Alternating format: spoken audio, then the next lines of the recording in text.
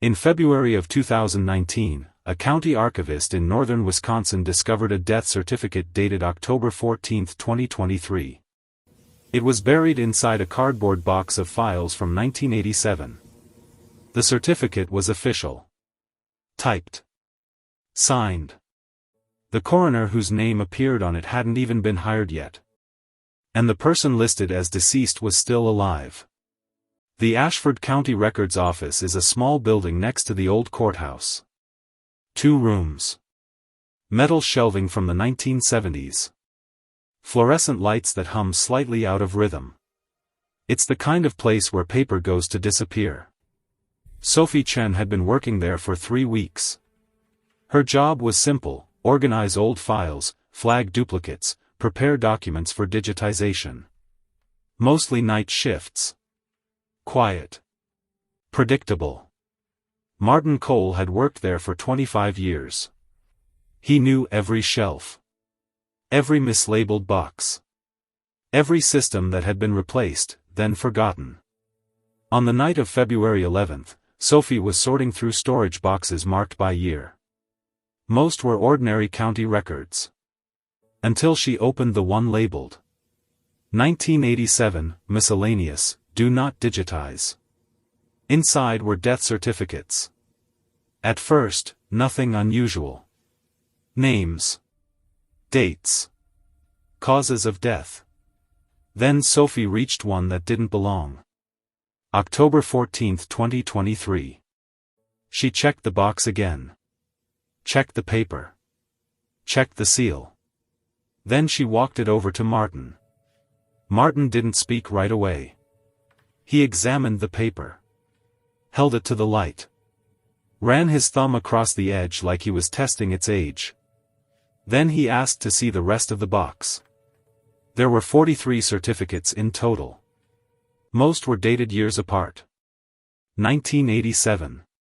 1991. 2002. 2015. But 4 of them weren't. 2023. 2028. 2031. 2045. All typed on the same machine. Same font. Same faded ribbon. Same slight misalignment on the letter D. The certificate dated 2045 listed a cause of death Sophie didn't recognize. A disease that didn't exist. Yet. Martin placed the stack down carefully. Then he told her there was another box. It sat on the highest shelf in the back corner. Behind old property records. Behind files no one touched anymore. The label read 1987, miscellaneous, do not open. Martin said he'd never opened it. In 25 years. He said the label was already there when he started. And that his predecessor told him not to ask why. So he never did. Sophie opened it anyway. Inside were photographs. Older ones at the bottom. Black and white. Color photographs in the middle. Inkjet prints near the top. The technology changed. The paper quality changed. But the subject never did. Every photograph showed the same room. This room. The shelves. The desk. The lights. And in every photo, a man was sitting at the desk. The same man. Same dark suit. Same posture. Same calm expression. Like someone waiting to be called. The dates were handwritten on the back: 1952. 1967. 1973. 1987. 1998. 2004. 2019. Sophie checked the date. February 11, 2019. She turned over the photograph marked 2019. The angle was taken from near the doorway. The man sat at the desk Sophie used every night. Behind him, barely visible on the shelf, was a cardboard box. The label read 1987, miscellaneous, do not digitize. The photograph had been taken tonight. from exactly where Martin was standing. But Martin hadn't taken any photographs. Sophie asked him who the man was. Martin didn't answer. She turned back to the older photos. The one from 1952 had a note written in pencil. First sighting. Do not approach. Do not acknowledge. File and forget. The photograph from 1987 read. Still present. No change. No action taken. The one from 2004 said something different. He sees the camera now.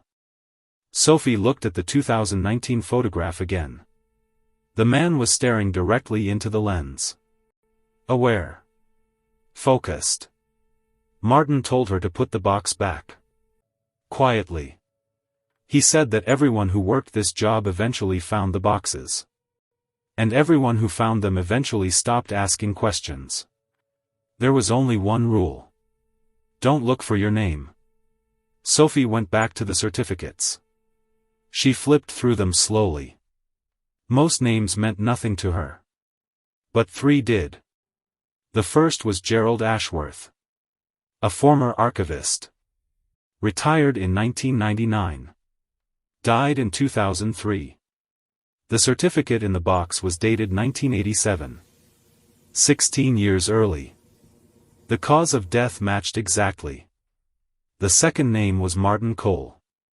Dated 2031. Cause of death, unlisted. Martin was watching her now. The third name was her own. Sophie Chen. October 14, 2023. The same certificate she had found first. The cause of death field contained only 2 words. Filed. Forgotten. Sophie set the paper down. She picked up the 2019 photograph one last time. The man was still sitting at her desk. But something had changed. There was someone else in the frame. A woman. Standing behind him. Slightly out of focus. Facing away from the camera. She wore a gray wool jacket with black buttons. The same jacket Sophie had worn to work that night. The same jacket she was wearing now. Martin resigned the next morning. Effective immediately. He never returned for his belongings. Sophie stayed. She couldn't explain why. Some part of her felt like leaving wouldn't matter. Like the file would follow her. Like it already had. She still works there some nights. Organizing records. Preparing documents for digitization. If you ever visit the Ashford County Records Office, you might see her. Just don't ask about the boxes in the back. And whatever you do, don't look for your name.